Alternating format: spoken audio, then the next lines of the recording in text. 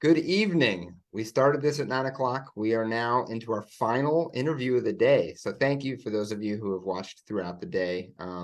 Hopefully you had a chance to go out and vote. If you haven't yet, you have about 2.5 hours to make sure you get in line to cast your ballot. Batting cleanup for us is Erinda Sheno from Vote That Jawn. Vote That Jawn is a great partner of the Committee of 70s. We're just going to talk a little bit about what John has been up to and thinking about for the next election cycle. Erinda, thank you very much for being here this evening. Appreciate your availability. I'm glad to be here. Awesome, cool. So can you give us just a quick background on what Vote That Jawn is and why it's so popular with young people in Philly? Yeah, totally. So going back to its origin, it started as a pop-up during the spring of 2018, after the 2018 March for Our Lives, which started with the students from, as you know, Marjorie Stoneman Douglas High School, after Parkland. And they told their peers and they told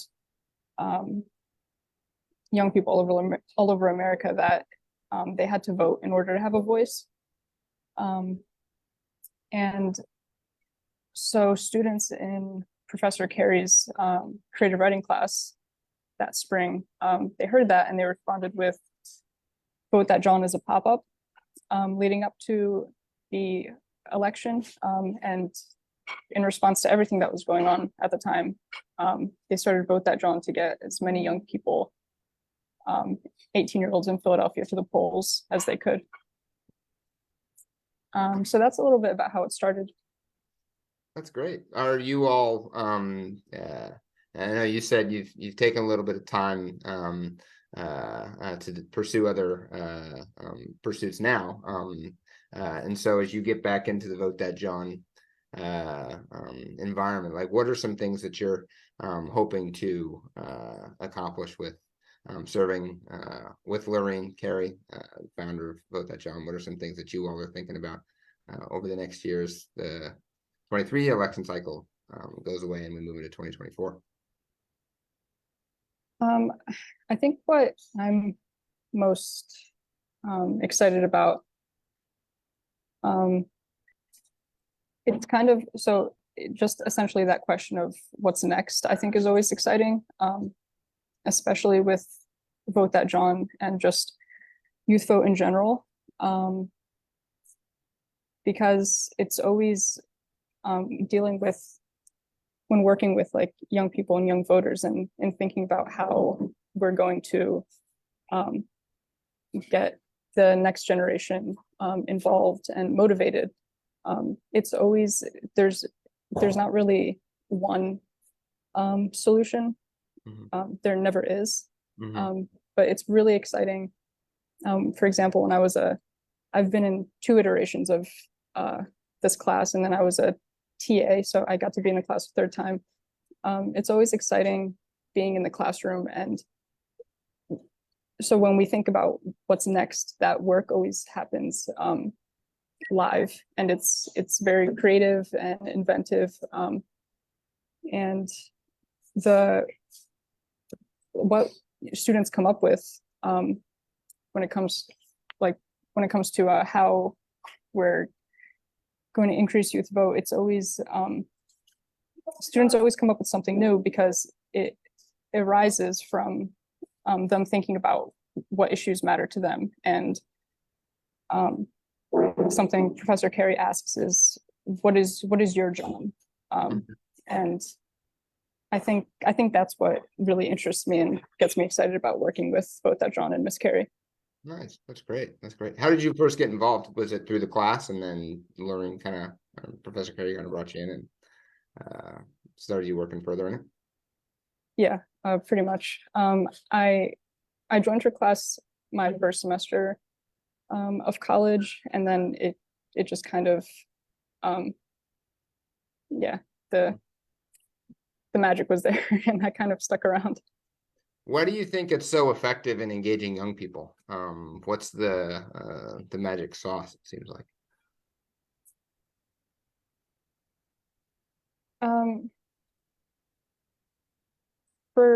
for me, yeah, so I guess I'll answer it from my experience that first semester. It's really, I think the class was really effective at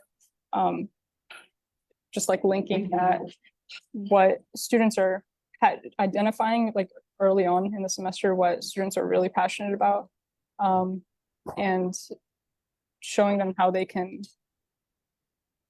connect that to the real world.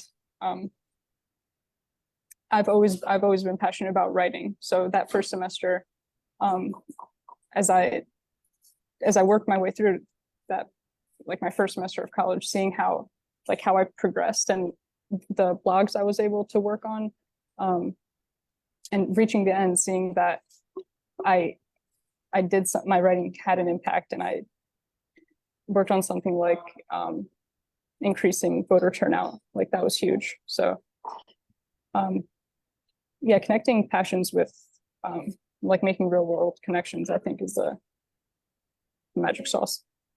So Vote That Jawn it's not just a blog, right? It's a social media presence essentially. So at Vote That Jawn across a range of platforms. It's so our young people writing in the class, and then it's getting translated into content that's essentially deliverable to the outside world. Is that right?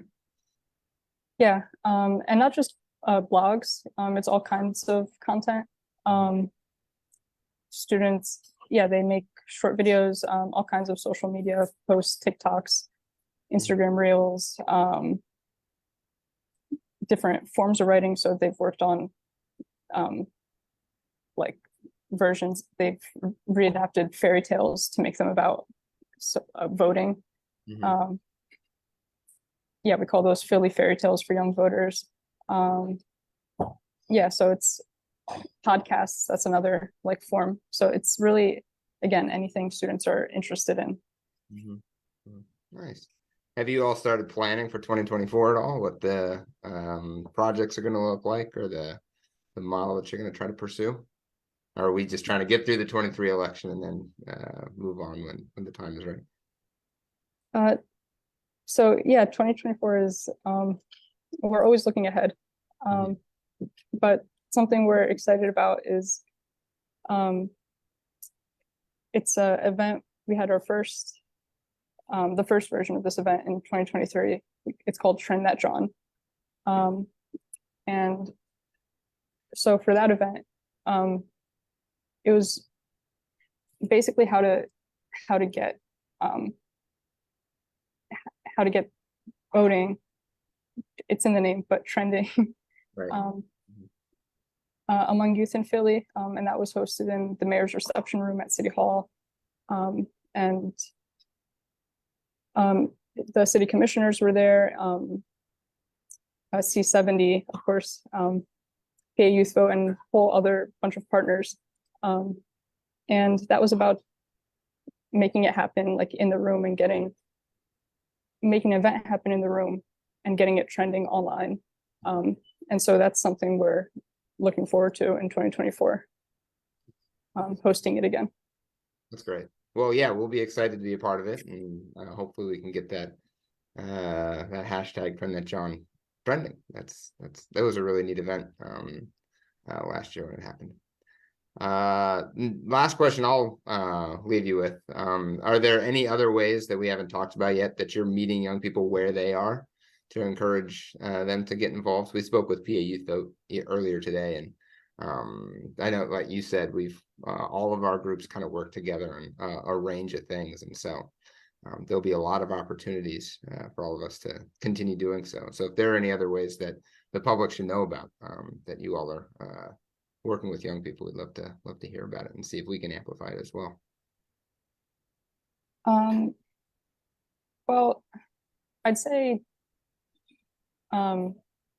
just following us on all of our channels, and we're mainly, I mean, it's just going off of everything you said, like working with our partners to meet young people where they are. So working with PA Youth Vote and working with young people in high schools. And so, yeah, like following us is we really hope to build our following so that we can increase our reach and bring more young folks in, because the great way Vote That Jawn started and has continued to build and continue to grow and really in a really like original way is because it's by and it's still continue to be powered by young people. So yeah, the more we grow, the more like young folks we bring in and new ideas they bring in. I think that's how we're trying to meet them where they are. That's awesome. Great. Cool. Well, is there anything else we haven't discussed that you think is helpful to know? It looks like you've already voted, so I still have to go out and vote. We've got just a couple hours left. Anything else that we haven't talked about yet? Besides I think Vote That Jawn, at Vote That Jawn. I think that most covers everything. Cool. Well, thank you very much, Erinda. Really appreciate your availability, and give our best to Lorraine, and hopefully we'll be excited to work with you all again in the new year. So Definitely. Thank you so much. thank you.